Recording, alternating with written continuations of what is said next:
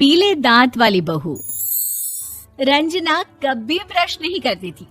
उसे कितनी बार उसके माँ बाप ने डांटा, लेकिन उसका कोई असर उस पर होता ही नहीं था, जिस कारण से उसके दांत पीले पीले हो जाते हैं। शादी के बाद। अरे बहू, वैसे तो तुझ में कोई कमी नहीं है, पर तेरे दांत इतने पीले कैसे हैं बेटा? कैसे मतलब? कोई सर्जरी थोड़ी ना कराई है।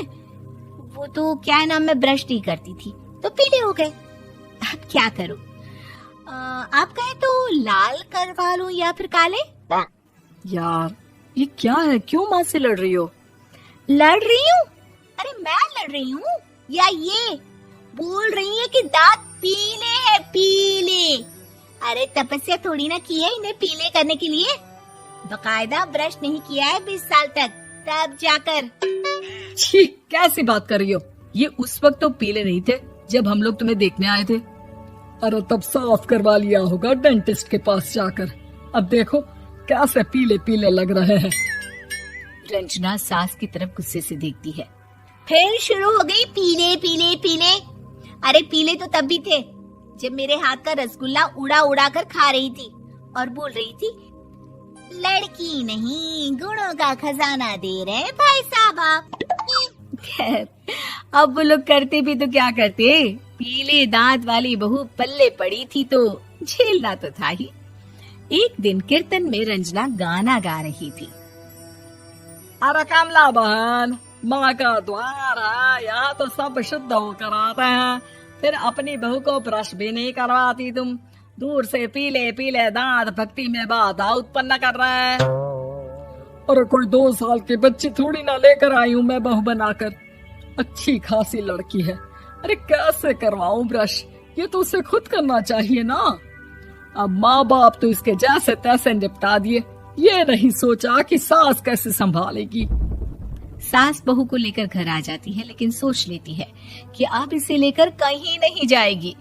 अगले रोज बहू कहती है, अरे क्या हो गया, मंदिर नहीं जाना क्या?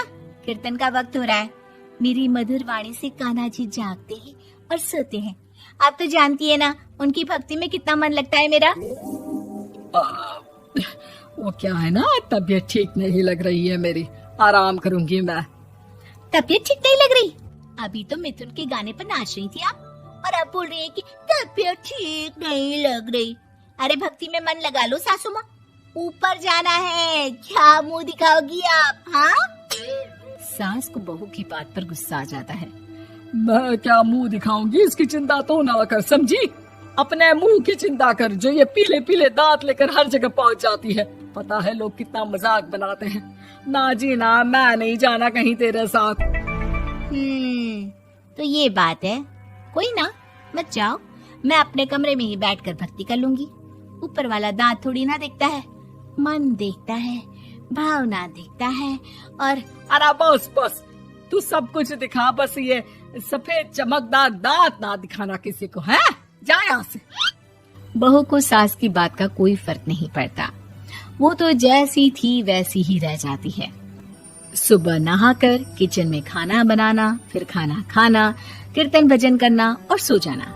एक दिन, माँ जी मैं सहेली के घर जा रही हूँ, शाम को लेट आऊंगी।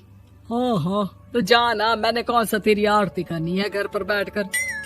रंजना सहेली के घर जाती है, जहाँ वो पार्टी में जाने की तैयारी कर रही होती है।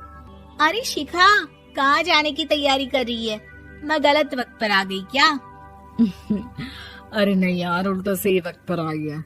मैंने ये साड़ी और ज्वेलरी निकाली है यार, शाम को इनके ऑफिस की एक पार्टी में जाना है। बताना कैसा लग रहा है ये सब? नहीं यार, इस ड्रेस के साथ तो वो वाली ज्वेलरी अच्छी लगेगी। हाँ, सही बोल रही है, मैंने ध्यान ही नहीं दिया। वैसे तो हमेशा से मस्त फैशन सेंस रखती है। तो बड़ा जाती होगी ना पति के साथ पार्टी में। रंजना कुछ नहीं बोलती, बस सोचती है कि यार काश ये बात सही हो जाती, पर मैं क्यों नहीं जाती पार्टी में? क्या इन लोगों की कोई पार्टी होती नहीं होगी? रंजना घर आती है और रात में पति से सवाल करती है, एक बात बताइए, आप मुझे किसी पार्टी में क्यों नहीं ले जाते? क्या आपके यहाँ ऑफिस में पार्टी नहीं होती? पति बेचारा क्या कहता कि दांत पीले हैं तुम्हारे इसलिए।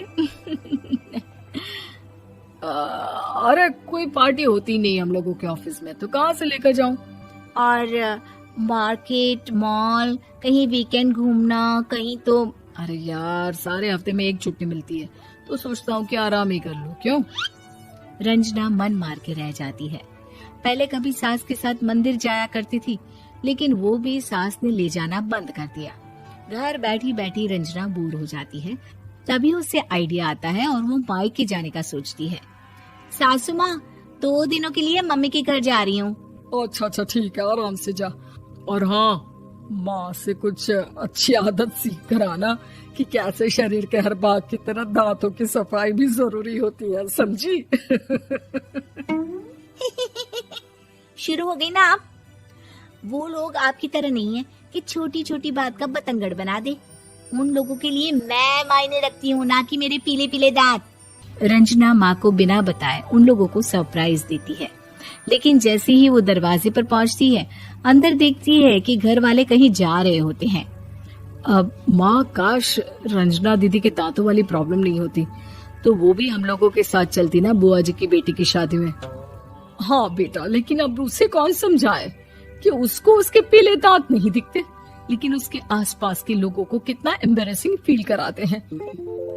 मुझे तो कितनी बार उसके स्कूल की टीचर ने शिकायत की कि उसके साथ कोई लड़की बैठना भी नहीं चाहती, और ना ही कॉलेज में कोई उससे बात करना चाहता था। लेकिन पता नहीं क्यों उसे ये बात समझ में ही नहीं आती। कोई कमी नहीं है उस लड़की में, बस यही कि दांत पीले हैं। वो तो भला हो जीजा जी और उनकी माँ का, जो दीदी को जैसी है वैसे ही रखा हुआ है। रंजना को अपने घर वालों की बात सुनकर बहुत दुख होता है। वो सोचती है कि वो क्या करे, लेकिन फिर वो सीधा डेंटिस्ट के पास जाती है, अपने दांत चमकाती है और कसम खाती है कि वो रोज ब्रश करेगी। अरे क्या हो गया? तुम तो 2 दिनों के लिए गई थी ना। पर कोई ना, अच्छा है, चलो आ गई तो। रंजना सास के सामने आकर खड़ी हो जाती है और पूरी स्माइल करती है, उसके चमकदार दांतों को दिखाती हुई। हैं? चले मंदिर।